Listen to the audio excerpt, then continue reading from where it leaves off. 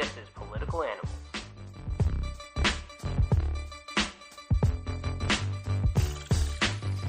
Hello everyone and welcome to Political Animals, the news and opinion segment of Commoner's Podcast.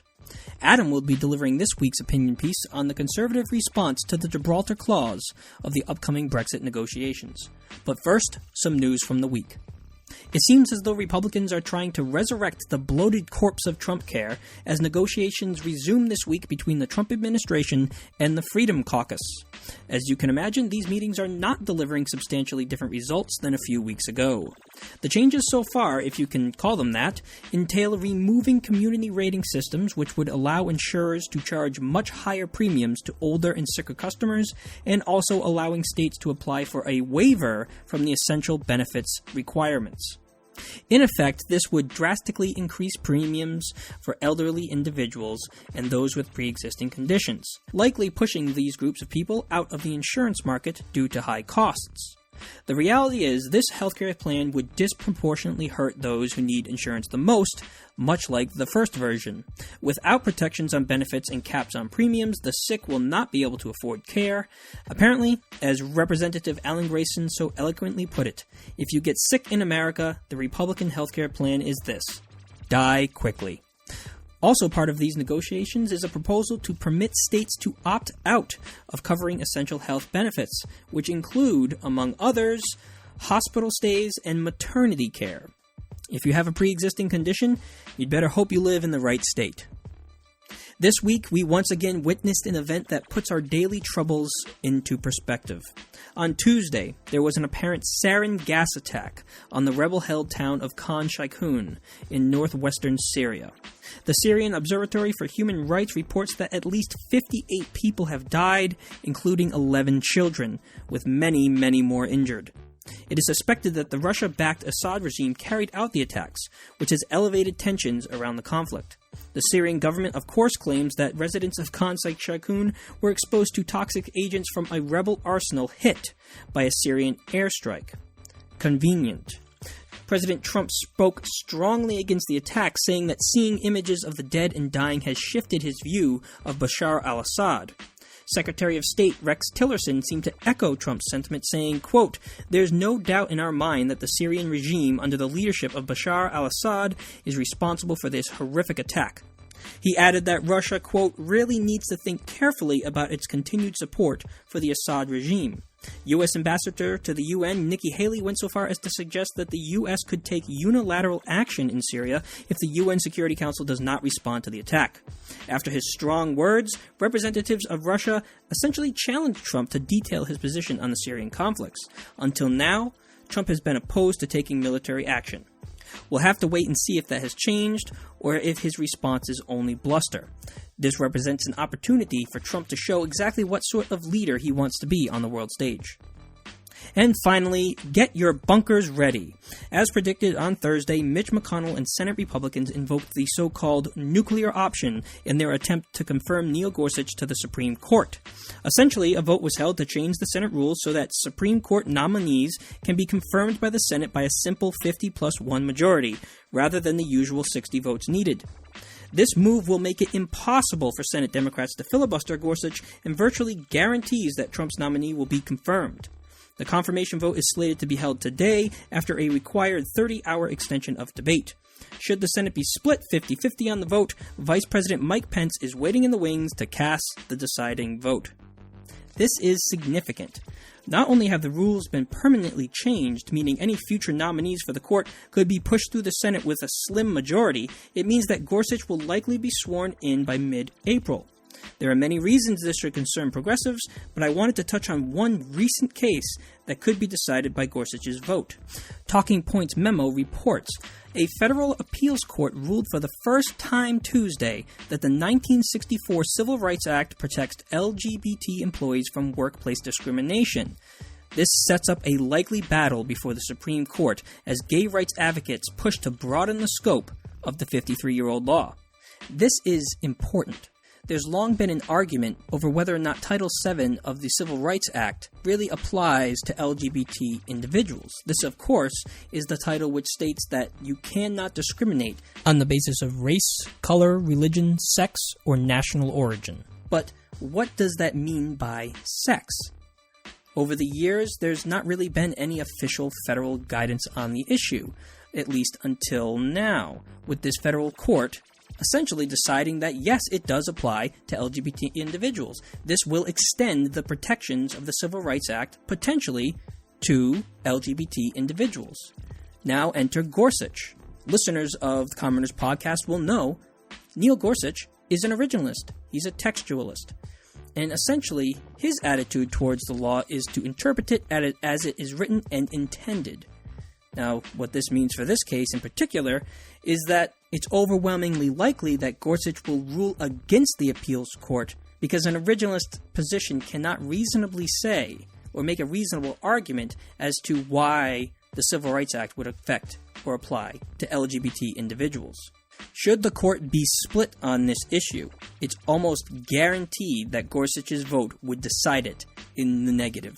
Though legislation and executive orders can be repealed, Supreme Court precedent is not so easily overturned.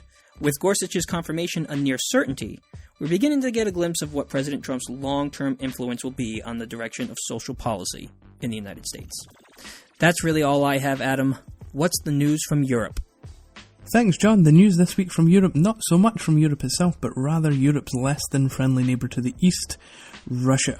Obviously, the big news this week is the terrorist incident that happened in the city of St. Petersburg. On Tuesday, a bomb was detonated around 2:30 p.m. in a carriage of a moving metro train, killing 14 people, including the bomber. The prime suspect is Akbarjon Yalalov, a 22-year-old ethnically Uzbek Kyrgyz national with Russian citizenship. Originally from the city of Osh in Kyrgyzstan, he was living in St. Petersburg. Details are still hazy and conclusions are still speculative, but Russian officials suspect that Yalalov was connected to the Islamic State, and the bombing was intended as retribution for Russia's role in suppressing the Islamic State in the ongoing civil war in Syria, where it regularly carries out air raids on IS positions and strongholds. The Central Asian nations, Kyrgyzstan, Uzbekistan, Tajikistan, Kazakhstan and the like, are hotbeds for Islamic State recruitment. On Wednesday, Russian authorities found and defused an explosive device in Yalalov's flat in eastern St. Petersburg and arrested 8 Central Asian nationals connected to the suspected bomber for allegedly acting as recruiters for the Islamic State and Jabhat al-Nusra, an IS-aligned terrorist group also fighting in Syria. Russia has been the target of extremist violence in the past, with bombings in 2009, 2010, 2011, 2013, killing 131 in total.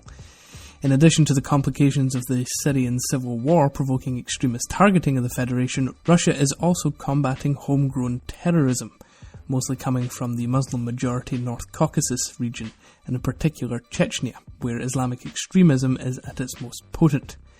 Along with the 13 who died, 50 were also injured in the blast. Changing gears now, but sticking with Russia and its problems with extremism, the Russian Justice Ministry has just banned its 4071st extremist image.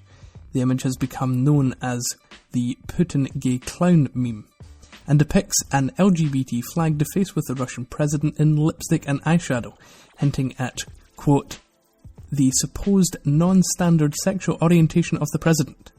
Why this is a banned image, no one is quite sure. But of course, it's not because of the feeble ego of a megalomaniacal dictator, we are assured. The president's feelings are not hurt, according to the Kremlin's press secretary, in the same way that normal people may feel hurt by these images. He also added that the president is, quote, quite resilient to these vulgarities. Well, we can all breathe a sigh of relief over that one. Banning such an image only entrenches further the grip that the Putin regime has on the speech of its citizens. Simply reposting or retweeting this image could land you in jail for up to 15 days or cost you $53 in fines. Russia's continued collapse into authoritarianism rides on a wave of public support of the president, who continues to be popular, and the socially conservative tendencies of the population, who would a majority reject same-sex marriage and would view LGBT practices negatively. Next, a final story from our eastern neighbours. Russia's Supreme Court is currently hearing a government case requesting that the Jehovah's Witnesses be declared an extremist organisation and outlawed. The JW's headquarters near St. Petersburg are already on a list of extremist groups, but the outcome of this court case could put all 395 branches and Russia's 175,000 members on the wrong side of the law. Why the Jehovah's Witnesses, you might be wondering? The JWs are a largely peaceful fringe group outside mainline Christianity, but have nonetheless found themselves out of favour of authoritarian regimes in the past, including Nazi Germany, which sent them to forced labour camps, and the USSR, which exiled them to Siberia. After the fall of the USSR, freedom of religion was revived, as were many Christian groups, including the JWs. But gradually, under the Putin regime, the JWs have been targeted. In 2009, a government report found that they undermined religion. Currently, the Justice Ministry is arguing that the JW's activities violate Russian law in combating extremism, and claim that their pamphlets incite hatred against other groups. One pamphlet quotes novelist Leo Tolstoy describing the doctrine of the Russian Orthodox Church as superstition and sorcery. Other allegations include recruitment of children and the prevention of the faithful from accepting medical assistance. This last allegation certainly holds water, as the JWs reject blood transfusions. The Jehovah's Witnesses in Russia filed a countersuit claiming that the ministry's action amount to political repression and are unlawful. The court ruled that that was not part of their jurisdiction and weren't forthcoming about under whose responsibility it fell, another shining example of the continually authoritarian nature of the Russian state. Finally, we move back to the UK as it struggles to come to terms with the Brexit negotiation guidelines outlined by the EU. Remember, from our Brexit special of the Commoners podcast, it is the EU that gets to set out the framework for the negotiations. The controversy over Brexit has run from Article 50 now to Clause 22. Clause 22 of the EU's draft guidelines for the Brexit negotiation reads as follows. After the United Kingdom leaves the Union, no agreement between the EU and the United Kingdom may apply in the territory of Gibraltar without the agreement of the Kingdom of Spain and the United Kingdom. What this means is that any free trade deal that the UK can get from the EU will not apply in the UK overseas territory of Gibraltar until Spain agrees to it. Effectively, this gives Spain a veto over Gibraltar's economic welfare, and it might use it as a bargaining chip to increase its influence, if not its sovereignty, over the territory. Now, first and foremost, I am a Democrat, and I believe in the democratic will of the people, especially in instances of sovereignty, that is, who is to govern over the governed. The people of Gibraltar, as recently as 2002, rejected an agreement that would have seen the UK and Spain share sovereignty over the territory. They rejected it by a whopping 99% to 1 on an 88% turnout. The 30,000 or so Gibraltarians are British and have chosen to remain so. So this clause is both a slap from the EU in the face of Gibraltar, which also, by the way, voted 96% to remain, and to the UK, who has been in continuous possession of the territory for over 300 years. But as much as I'm infuriated by the position of the EU, I am disappointed by the responses some of the politicians and the press here at home, particularly on the right of the political spectrum. All of it initiated by the comments of Lord Michael Howard, the Conservative Party leader from 2003 to 2006. Here he is being interviewed by Channel 4. But I do think it's a remarkable coincidence that it was 35 years ago this week that another woman Prime Minister sent a task force halfway across the world to protect another small group of British people against another Spanish-speaking country. I think it was ill-advised of the European Union to insert that reference to Gibraltar in their draft guidelines. And since they've done it, I can see no harm in reminding them what sort of people we are. But the logical end of what you're saying is we should go to war with Spain if necessary. No, what I'm saying is that the Prime Minister, our current Prime Minister, should, and I'm sure will, show the same resolve in looking after the interests of Gibraltar as Margaret Thatcher did looking after the interests of the Falkland Islanders. Even if you're not advocating war as such, your comments are rather inflammatory and could actually hinder EU negotiations in future. No, I don't think so. I'm simply drawing attention to a remarkable coincidence and a remarkable anniversary that we should remember this week.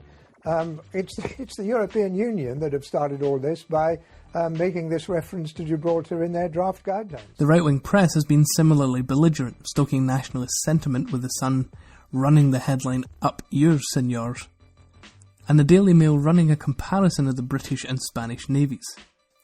Howard's inflammatory insinuations of military intervention, notwithstanding his rather weak denial to the contrary, reeks of belligerent supremacy and domination. His comments harken back to a day when Britain was indeed a ruling imperial power. And that is my fear with Brexit, that resurgent British conservatism regresses to an era in which the UK would seek to dominate instead of partner, where it would push an aggressive military course of action even against quote-unquote friends instead of soft power diplomacy. It begins to bring the UK into the sphere of conservative philosophical alignment that we've seen in Russia and in the US. There are 3 points to this. Number 1, national supremacy. Number 2, dominance of a single religious philosophy. And number 3, a legislative agenda built on that religious philosophy. This is how Vladimir Putin has become and remains so popular. He took Russia from a period of relative weakness and rebuilt the economy and military forces that now cause headaches for the West. He rejected a West-led agenda and focused on Russia first. Second, he encouraged the re-strengthening of the Russian Orthodox Church. With the domination of a single national religion comes uniformity of thinking. And third, he has used the uniformity of belief to underwrite a conservative legislative platform that plays to the Russians' natural inclinations towards the socially conservative. Now, unfortunately, such a platform naturally leads to authoritarianism and the limitation of freedom of speech and practice. Language contrary to the state's agenda can be censored, such as the Putin gay clown meme. Religious practices can be deemed illegal or threatening to the state, as is the case with the Jehovah's Witnesses. And the freedom to live as you wish with equality under the law is suppressed by popular demand, as the LGBT community in Russia currently experiences. The same has been observable within the American political spectrum. Conservatives in general believe in the national superiority of the nation and expect it to dominate. Many conservatives believe that the US is a Christian nation and should remain so. They also believe that legislation should be heavily influenced by their perceived Judeo-Christian moral philosophy. And in doing so, and for the same reason, authoritarianism would be the natural outcome. And what do we have now leading the Conservatives, other than the most authoritarian president since Richard Nixon? So my fear is that Brexit leads to a similar UK, a UK that believes in dominance, a UK that is predominantly Christian or humanist in order to suppress other faiths, and a UK in which there would be a legislative agenda built on those beliefs that would limit the people's free right to speech and practice as they wished. Suddenly the UK may find itself philosophically aligned and naturally allied to Donald Trump and Vladimir Putin.